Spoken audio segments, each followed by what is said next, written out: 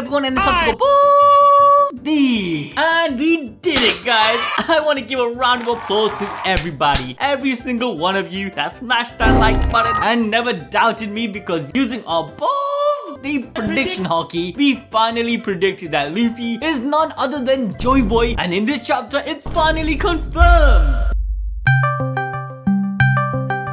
No, Yusuf, it's not confirmed yet. Wait, what? Oh shit, my bad guys, this is the wrong chapter review. Well, I was a bit too early, alright? Okay, for reals though, chapter 1036 did actually give yet another huge clue to why Luffy is in fact Joyboy, adding to once again all the other reasons I mentioned a while back. But basically my argument is that Luffy is Joyboy's incarnation, like that of Shirahoshi being the manifestation or reincarnation of the Posieden from the past. I'll get to more on this in a bit, giving you guys every reason to believe in this prediction. But this chapter also has another important plot everyone was waiting for. The biggest shinobi battle anticipated ever since Naruto vs Sasuke. Yes, that's right guys, I'm talking about Raizo vs Fukurokuju. Shut the f***! Yes, I am serious. We finally get some action from the two. We do not care.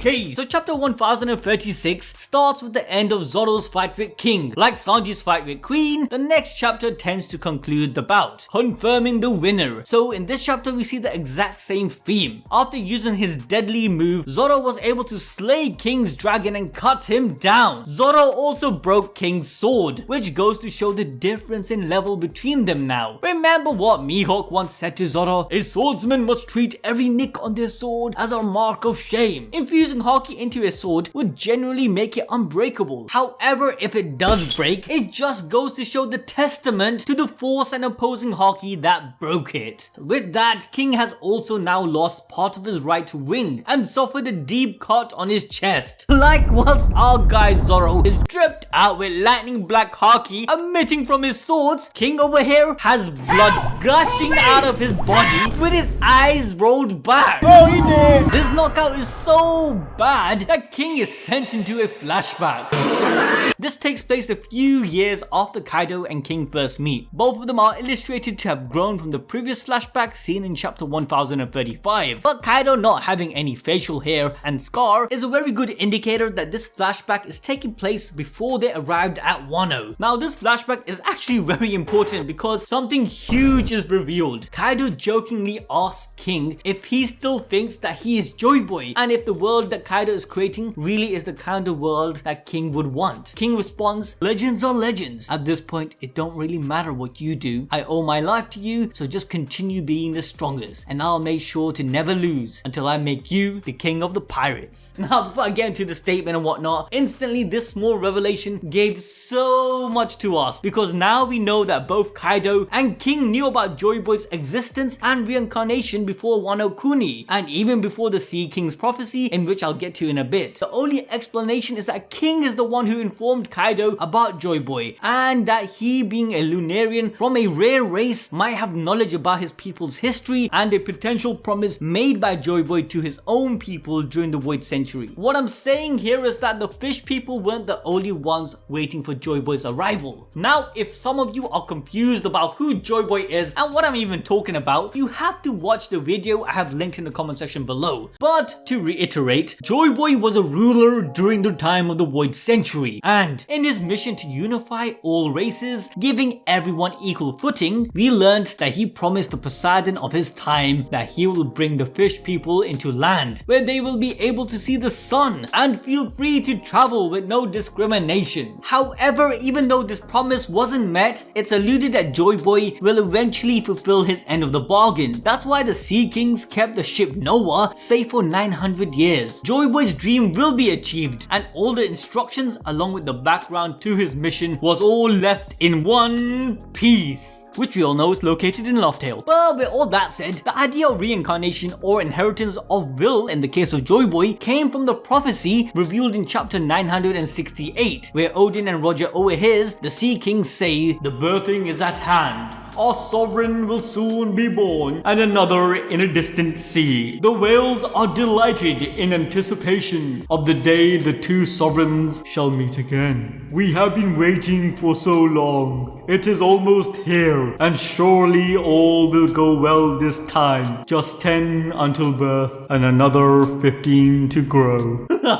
I don't know why, but I felt the Sea King sounds a lot like that. Anyways, my interpretation of this conversation is that these two sovereigns are the reincarnation of the two rulers during the time of the Void Century, where one being Posieden and the other being Joyboy. And as the prophecy suggests, they will once again meet, like they did when Joyboy made his promise. We know that Shirahoshi is the reincarnation of Posieden from chapter 650 and the Hody arc, so the understanding of Joyboy being reincarnated follows the same logic. This idea of incarnation and manifestation must have been spreaded not only to the fish people but by other cultures as well. This is because in chapter 1036 we learn that not only Kaido but King knew of Joyboy's existence and was awaiting his arrival. King's relation and knowledge to Joyboy's existence must have been through his Lunarian heritage and not from the fish people's knowledge and the poneglyph they possessed. Also, it's safe to say that neither King nor Kaido knew about the Sea King's prophecy. If they did, King wouldn't assume Kaido to be Joyboy at all, since his birth had to be after Roger and Odin heard the prophecy. Hence, it would make sense that King would assume Kaido is Joyboy of his era because Kaido is a hero for the oppressed race, Onis like himself, and even King, who is a hunted Lunarian. However, Kaido knew he wasn't Joyboy and it had to be someone else. This understanding is also reinforced by Odin and Kaido later on in the story, as in chapter 968, in Odin's flashback, it was clearly mentioned that Joyboy would return to the world and shake its entire foundation. That time is now, and the implication was that Joyboy had already been reborn somewhere in the world, which was around 20 years ago from the start of the story. Keeping that in mind, in chapter 1014, Kaido, after defeating Luffy, states that he couldn't be Joyboy either, thinking he had killed him, where later he was proven wrong, which means that at one point Kaido had the thought that Luffy could have been Joyboy. So now let's finally get into why Luffy fulfills all the roles of actually being Joyboy. Firstly, no one can deny that Shirahoshi is Posieden, right? Going from that and the foretold Sea King's prophecy, we know that this would mean that Luffy's encounter with Shirahoshi would hold extreme importance, as the prophecy is a reference to the meeting of the two. So let's break down if their meeting follows through. So when they did meet, Shirahoshi had passed the age of growing as the prophecy foretold, which was 10 till birth and 15 to grow. If Luffy went to Fishman Island before the time skip, she would have been around 14, but destiny made it so that they met after Shirahoshi was matured. From this, both of them became very good friends, and Luffy in some ways saved her in many instances, forever solidifying a strong bond. Luffy's meeting with Shirahoshi also established a bond between her and the Sea Kings, which they awaited for, as we know from chapter 648 when they heard Shirahoshi's command to aid Luffy. Later going on to say that Shirahoshi had been destined to be their queen, where they then moved Noah, the ship, to the sea forest to be fixed. This is a very good indication that the prophecy was completed. Now another indication is from chapter 610 with Madame Shirley or Sharky's own prophecy about a man with a straw hat, highly likely being Luffy, destroying Fishman Island. The only reason Luffy would do that and destroy Fishman Island is to finalize the promise made by Joyboy. Once the fish people move to land, Fishman Island will no longer be necessary. But Fishman Island is directly under the red line and Marijoa. Going back to all our previous videos on what is One Piece, the red line has to be destroyed or a hole has to be put in there to achieve all blue and a free sea. We speculate that this hole will be blown directly on the spot where Marijoa sits. This would also subsequently destroy Fishman Island in the process. The last point back in the idea that Luffy is Joyboy is the ending to the prophecy when the Sea King states that the whales are delighted in anticipation. Imagine this, if they were delighted by just the thought of the two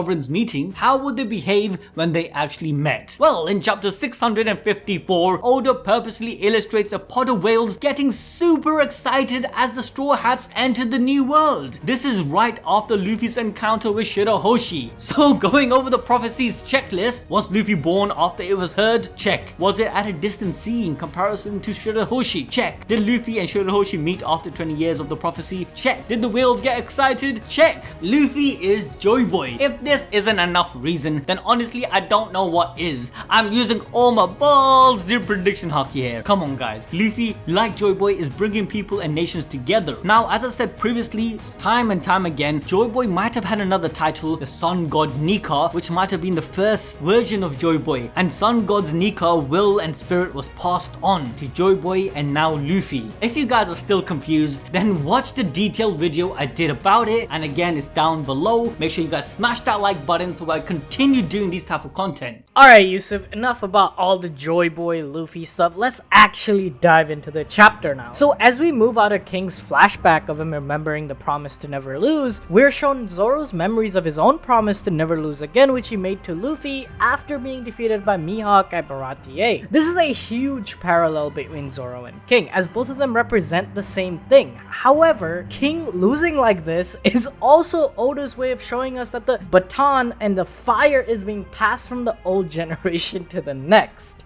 Bro, what is this, Boruto? Police! Help! I'm kidding. As Zoro reminisces, he declares that he will become the king of hell itself to fulfill his heavy promise. With this new resolve, Zoro propels himself upwards back to the island as King continues to fall. This again is an amazing parallel between the two, illustrating the antithesis the two groups are heading towards. The Beast Pirate is going down and the Straw Hats are heading up. Alright, so with that, we get the narrative text declaring Zoro as the winner. Let's go! But as King falls to the ground, we see that the battle was being watched by Mary, the surveillance division of the Beast Pirates. They instantly report the defeat to a CP0 agent. This agent is utterly shocked by this news, as you know, they thought, how the hell are these like upstart pirates about to defeat the strongest beast in the world, the strongest creature, bro? How the hell are we gonna defeat these guys? Not only were the superstars defeated, but now the Flying Six are also defeated. But clearly the dude is still on some hard copium. This is some crazy copium right here. It's like NA at Worlds.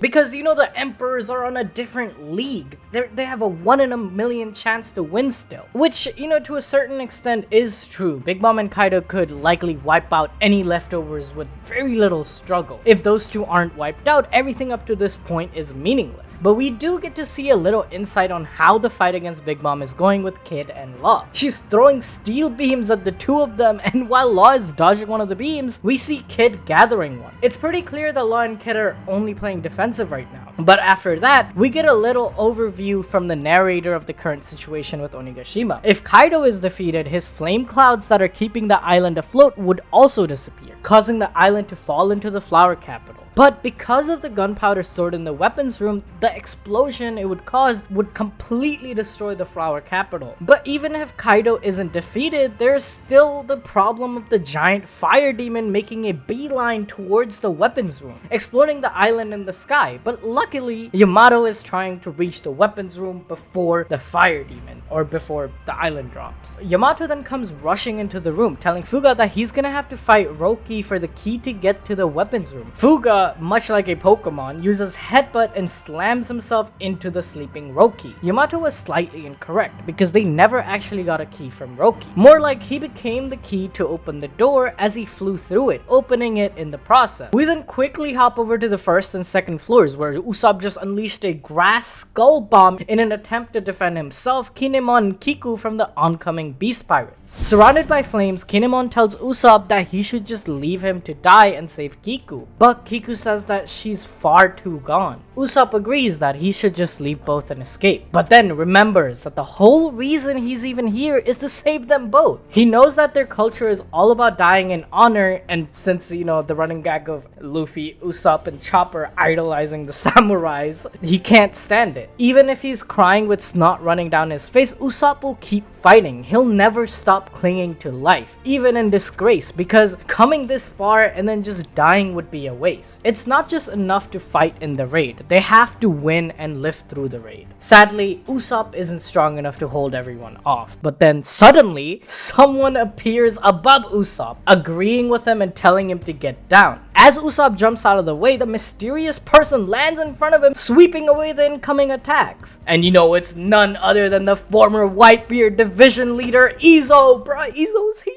Usopp has no idea who he is, but thanks him anyways. Izo tells Kiku that she shouldn't strain herself. Talking will only make things worse. He then starts shooting everyone and telling God Usopp to keep them safe. Usopp, God Usopp, Soge King, is shocked but also a little flustered by the fact Izo knows about him. He calls Hamlet, the giraffe, to get them all out of here, leaving Izo to deal with everything else. Okay guys, enough about all these fodder mid-fights. Enough about Kaido versus Luffy, Zoro versus King. We know God Usopp is cool, but now we gotta talk about the real God of Shinobi. No, not Hashirama. Get that shit off my screen, bruh. I'm talking about Raizo the Great, bruh.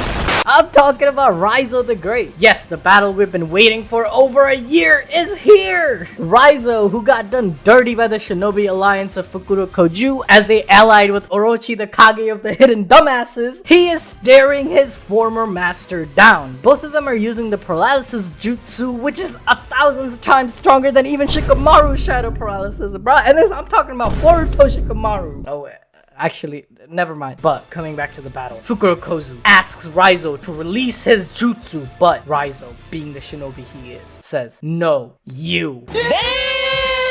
Okay, jokes aside though, we swap around to the treasure room with the hideous snake Orochi. In his head, he's still questioning if her being here is real and not a dream. He thinks about how Fukurokoju needs to hurry up so they can all escape the island that's about to explode. Komurasaki asks if something is bothering him, and he just says that everything is fine, asking her to play the song that he likes, which she agrees to. But we quickly drop back down to the second floor to see another one of the numbers. Inbi? NB? What the hell is his name, bro? So Inbi is stomping around while the snake rat Apu is running away from the battle with CP0. Every time we cut to Apu, he's running from something, But we also see that CP0 has beaten X Drake, who, mind you, was part of the Tobi Roppo and was part of the worst generation. One of the CP0 members floats down after knocking out another one of the numbers, Zanki. Although we didn't get to see the battle, the CP0 member commented that Drake earned his reputation. He was a difficult opponent. But before the two agents are able to speak, they get a call from their Denden Mushi. Picking it up, they instantly get asked, "Where the fuck is Nico Robin, bruh? We need Robin." Everyone's after Robin. I'm after Robin too, you know what I'm saying? They say that the odds of the new gen winning is still 1 in a million, but they must be prepared for an upset now. The fate of the coming era will be determined by the battles between Law, Kid versus Big Mom, and Luffy versus Kaido. The CP0 member also adds that, however, humans cannot push themselves forever and they will reach their limit. What?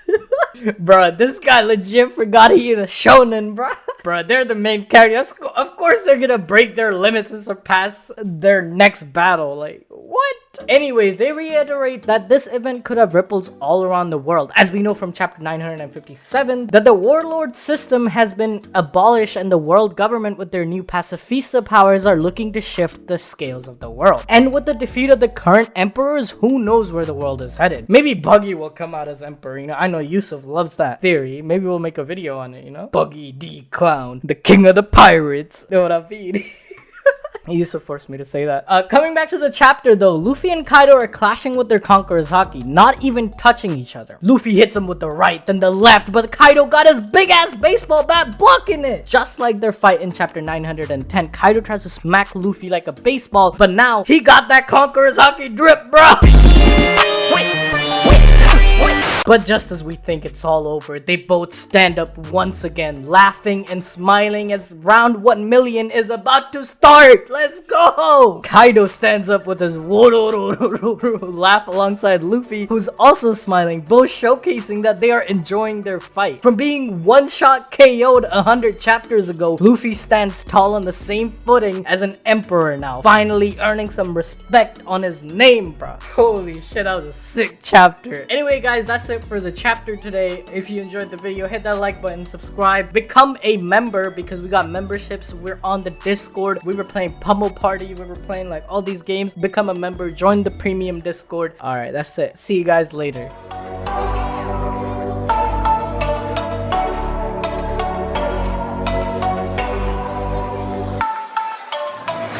guys.